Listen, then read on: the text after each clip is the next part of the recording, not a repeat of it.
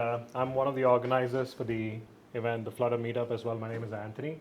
I wanted to make sure Andre gets a great introduction. It's his first speaking slot, so he's a little nervous, but he's going to do great.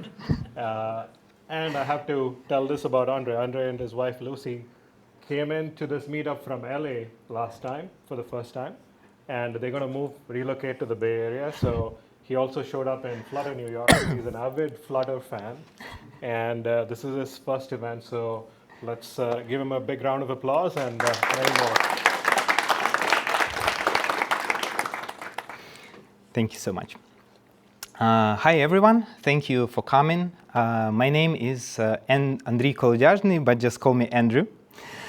And I'm a principal software engineer at Harman International. And I've been working with Flutter since 2018. And yeah, as you heard, this is my first public talk. So let's talk today about something exciting, about Flutter animation, focusing on procedural motion with CustomPainter. But first thing first, let's talk about why procedural animation is actually worth your time and is not just a visual gimmick, but a tool that can bring a value to your app. So user retention. Procedural animation responds to what the user does in real time. So it adapts to input, reacts to interaction, and create a sense of connection. And that's what makes application feel alive and keeps people in app for longer. Competitive differentiation. When you add a thoughtful motion that respond, adapt, and surprise, users notice it. They might not say this animation is cool, but they will feel that your application is different, more enjoyable, more polished, and that's what they will remember and talk about. And of course, gamification. I think one of the biggest strengths of the procedural animation is how easily it turns a simple interaction into game-like tasks. It's especially powerful for educational apps. Instead of just showing aesthetic content, you can create a small game-like tasks like ask user to catch falling items or tap targets, and that make them feel like a part of the game. So let me show an example. So this is a language learning app where you can create flashcards and practice them in the game-like task. So as you can see, it has pretty simple physics, so these cards bounce each other and the walls, and you can shoot them with a laser. So let's find out how we can make something like that. So today we'll explore the next components. Ticker and the single ticker provider state mixing. This is the heart of our application. It drives our game loop. CustomPainter and CustomPaint widget. This is a drawing layer. And this is where we actually render pretty much everything on the screen. And custom controller, in our case, it's called particle controller and particle. This is a brain of our app. It handles all the logic movements, collisions, and velocity. So let's start with the ticker. To get the ticker instance, we use a create ticker method, and this method actually takes a callback, which ticker instance will call every frame. It's around 60 times per second, but it's actually synced to the real device screen refresh rate. So the exact time may vary. Unlike animation controller, which gives us smooth transitions and curves, ticker gives us just ticks and nothing else. So in our case, we are not relying on any built-in animation, and we need to write logics ourselves.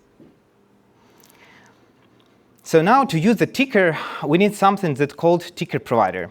And that's where single ticker provider state mixins comes in. So as you can see, we apply this mixin to the state class of our stateful widget.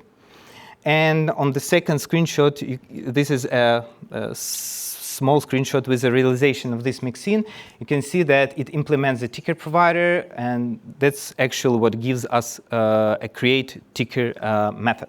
So this setup is lightweight and perfect when you need to handle only one animation or the game loop. But if you need to manage several animations, that's better to use just ticker provider state mixin because it's give you multiple tickers. So right now, when we have a heartbeat, let's talk about how to draw. So the CustomPainter is a widget that creates a dedicated drawing layer in the widget tree. It doesn't render, draw anything by itself, but instead it delegates the visual output to the CustomPainter. Internally, it allocates a layer in the render pipeline and calls the painter's paint method when Flutter wants to repaint. That gives us full control. This gives us full control over what's drawn and when. So its constructor has four. It actually has more, but four main parameters like child, painter, foreground painter, and the size. So child is drawn first, then painter on top of it, and foreground painter is drawn above everything else. And we need to specify the size if we don't have any child. If we have a child, the size will be ignored. So, and finally, a CustomPainter. The CustomPainter actually draw everything for our app. So to create a painter, we need to extend from the CustomPainter, and it gives us two methods, should repaint and paint. So in should repaint, we can define a condition to repaint only in specific cases, like when certain values changed. Or we can return a false if we want to paint it only once. And paint method gives us two instances like size and canvas. So size, it's actually a size of the canvas, and the canvas has inside different methods for drawing, like draw line, draw circle, draw path. So to draw a line, you need just 2 points. To draw a circle, you need just a point and the radius. And if you need to draw something complex, like custom shapes or something like that, you can use a draw path. And this method takes in the path instance, which actually has a lot of other drawing methods, like you can move the drawing cursor, you can draw lines, you can draw arches, you can draw a lot of other curves. And as you can see, all these methods as well takes in also a paint instance. And paint instance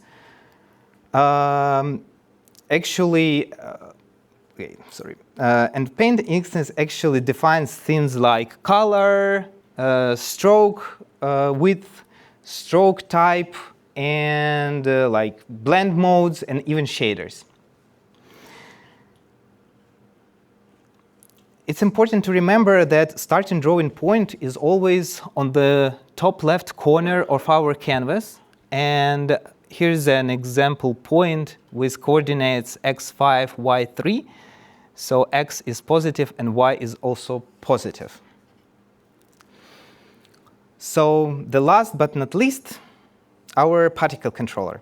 So that's, I'll dive deeper in it when we get to the code. But right now, just a quick overview.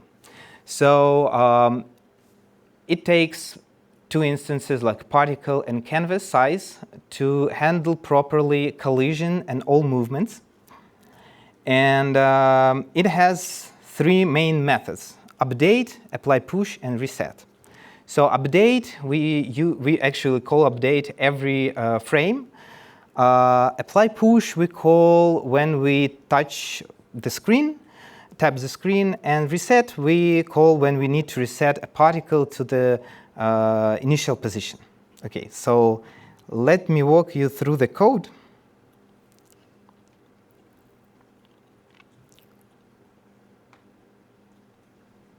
One second.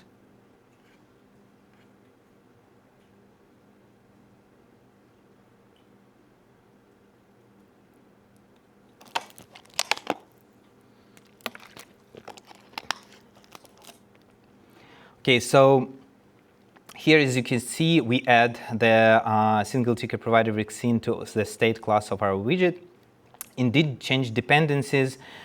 We get a proper canvas size. Then we create a particle instance with 0 velocity and in the center of the screen. Then we create a particle controller and pass their particle and canvas size and start the game loop. So in game loop, we call the create ticker method and call the particle controller update method every frame. And if there is any event, like score event in our case, we handle it in the handle score event method. So in build method, we have two custom paint classes, one for the background painter and one for the particle painter. So we need it because we need to draw background like our gates and center line, as you saw on an example, only once. And particle we redraw every frame. About repaint boundary, we will talk a little bit later. So this is a background painter. It's pretty simple. As you can see, we just draw a center line and green and red gates and return false because, as I said, we just want to render it only once. Particle painter. Here we draw a particle, and before the particle we actually draw a trail. So we loop through the particle previous position and gradually reduce the opacity and the size. Okay, and here is it, our particle controller. So what do we do in the update method? So we change the particle velocity and position. We kept the maximum speed of the particle. We add a current position to the trail list. Then, if particle touch top or the bottom of the screen, we return a score event. And the last, we check if particle touch the sides of the screen, it should bounce back with some damping factor. Okay, and here is our apply push method. Apply push method, so, okay, sorry, let me go back here. So we have here a gesture detector. We've wrapped our custom painter, particle painter into the gesture detector and call apply push here and send the top position in it. So if particle between 0 and 100, like I mean, in this specific case, when particle is between 0 and 100 units, it will add, sorry, here's it. It will add some velocity to it. And reset method is pretty simple. We just reset a particle to the center and reset its velocity and clear the trail list. Particle class is pretty simple.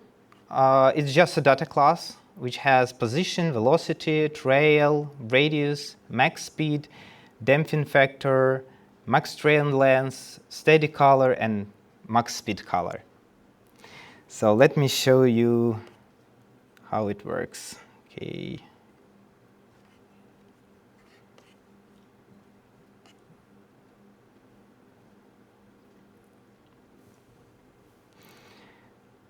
So we can tap, oops.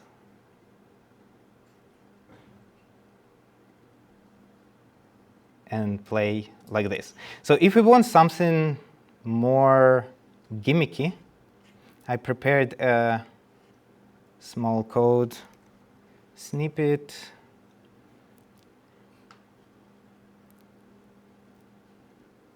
which we can put here.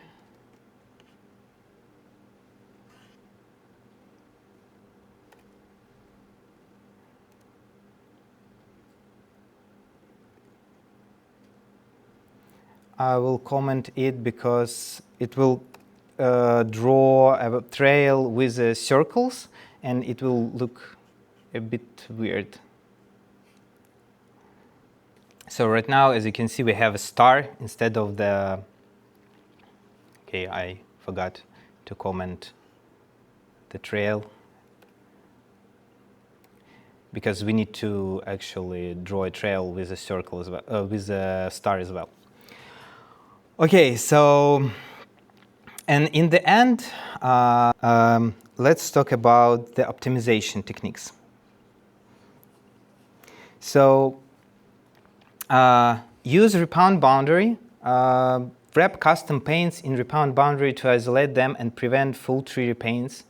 Split static and dynamic painting. Keep background and static UI in a separate custom painter so moving parts are redrawn each frame. Implement should repaint correctly. Return true only when something has actually changed.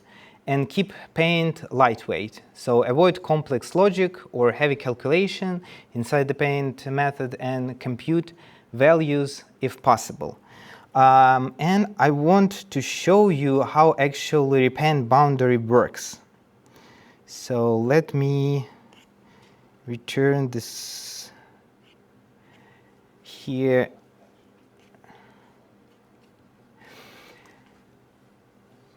So let me comment the repaint boundary.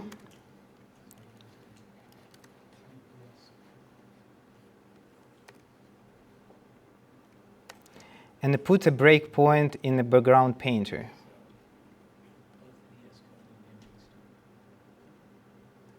So as you can see right now, we will hit this breakpoint every frame. Like that happens because particle controller update method actually trigger the whole stack to redraw, and should repaint doesn't actually work. To make it work, we need to wrap it in repaint boundary, which will create a separate like subtree, widget subtree. And right now, if I restart the app, it will be called only once, and that's it.